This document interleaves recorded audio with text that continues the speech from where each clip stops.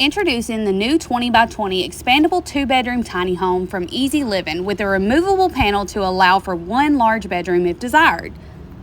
The home features one full bathroom, a kitchen, and a living area for a total of almost 400 square foot. It is delivered to you with finished wiring and plumbing.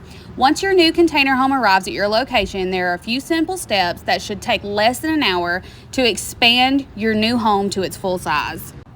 Everything needed to prepare your home is included: windows, doors, kitchen cabinets with sink and faucet, countertops, shower, toilet, and vanity. After setup, you will need to consider a few more options like an on-demand water heater and some type of heating and cooling such as a roof mount air to finish your home.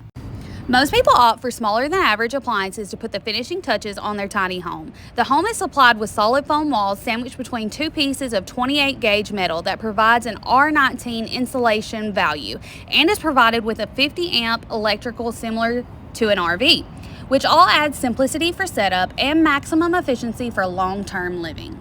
Follow us on Facebook and keep an eye out for more options and new models in the future.